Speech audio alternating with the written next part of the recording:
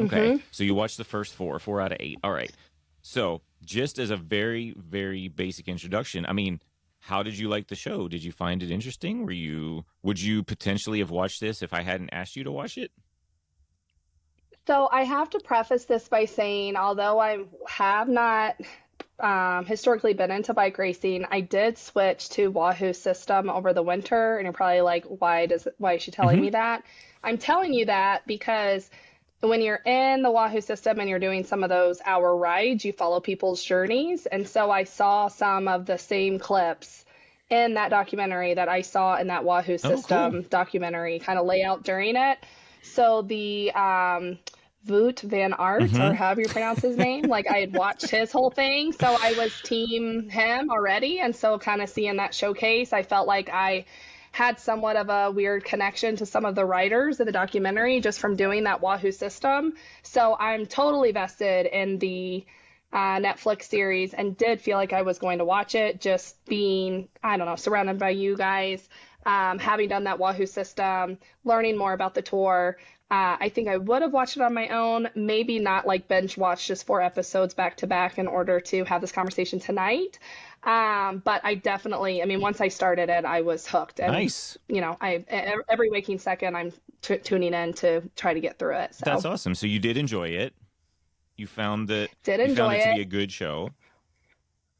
A great show. I think they're holy heck, like initial impressions, tough as nails, Mm-hmm. like how they fall and eat it and then find the strength to get back up. And like Kind of like their Mike. outfits are all shredded. Exactly right. So throwing it back.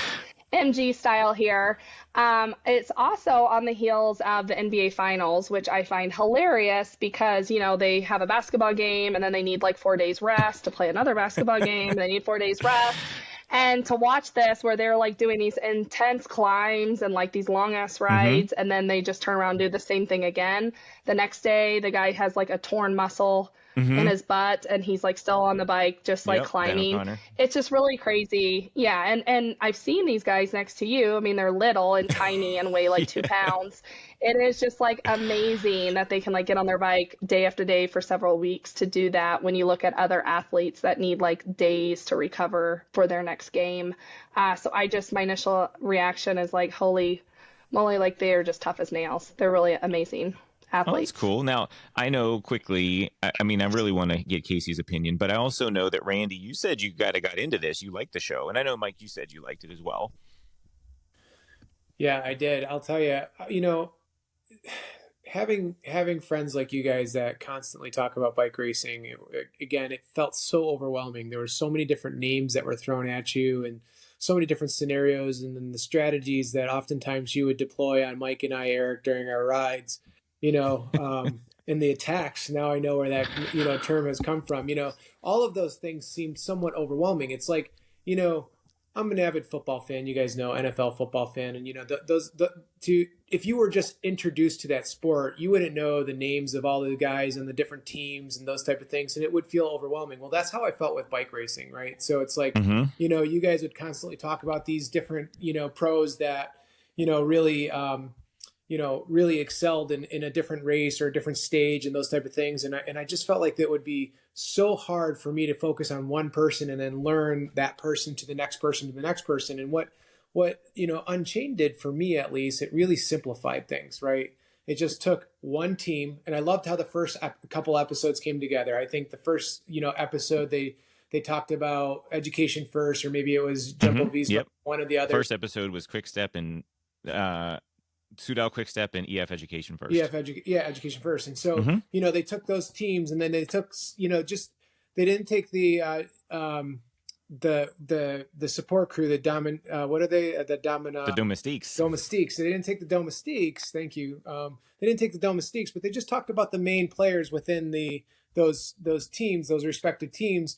And so then I was able to sit down and actually learn, you know, and maybe this is how I learn intrinsically, but just systematically. Here are the teams. Here's the main player, and this is what they did. And so it just kind of, again, sequentially allowed me to learn each team along the series so that I can understand who they are and what they did. And as they started to roll in, and as I mentioned it previously, the strategies that were associated with some of their races or some of the stages that they were racing in, I really was able to have a slow introduction into racing as opposed to just trying to jump in 2 feet first and learn this overwhelming amount of information. So I thought that was very beneficial for me, at least. And it actually allowed me to tune into a race that, occurred Oh, look at last you. week, and Yeah. I went on Peacock, and, Vindegaard was on there, and I was watching him race. He didn't actually win the state, but it was just sort of cool because I knew who they were, and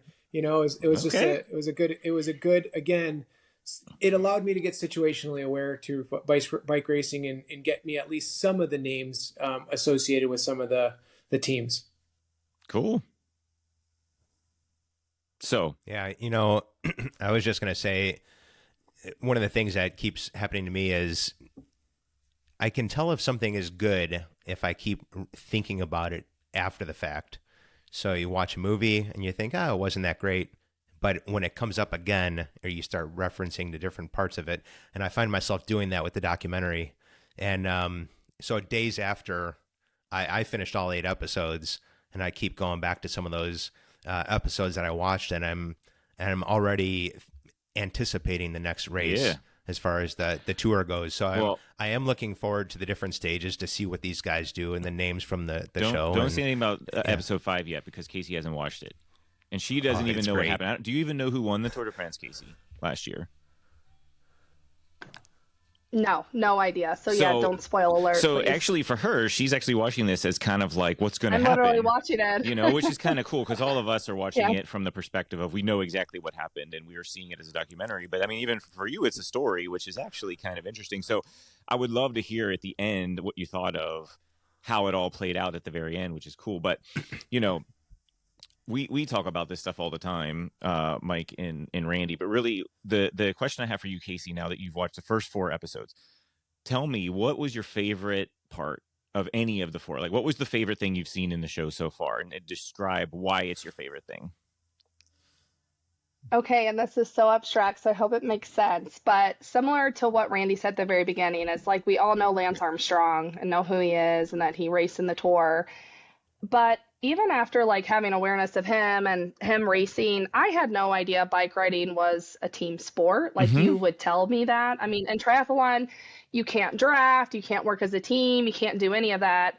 And then that's just what I thought it was, right? Every man for himself. And then when we would do Tuesday night rides and we're in a pace line and we're like going super fast, when you're in the back of the line or maybe you're in the middle, you're protected and you're not working as hard, but you're going super fast. It's such an amazing feeling that I just didn't really understand all that until hanging out with you all. So to see that play out in the documentary is really cool now that I understand that there's so much strategy that happens and that it is a team sport.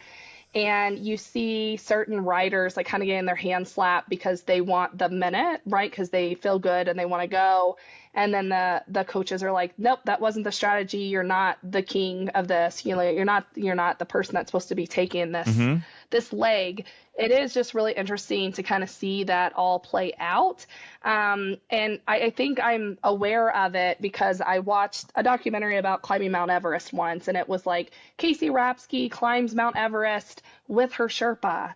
And the documentary made such a point to say, my Sherpa's name is Eric. Like Casey Rapsky and Eric Pulley climbed Mount Everest. Like it's so treacherous, and the Sherpas are just known as Sherpas. Like they don't even have names, but it's such a huge, amazing accomplishment for that Sherpa, Eric Pulley, to make it up and down Mount Everest as well, right? And so I think about it like in that bike racing. I don't know why I just kept thinking about that. Is that the documentary I think did a good job of just showing like the different members of the team, like whether it's a sprinter or a climber or the people who protect you, and then like give up the gold star to like let you shine. Like it really just made it all come to life. And yeah, maybe those aren't huge names in the Tour that you hear over and over again because you kind of hear the same names over and over. But I thought the documentary brought to light that it is such a team sport, and without the different team members protecting you and getting you to save your energy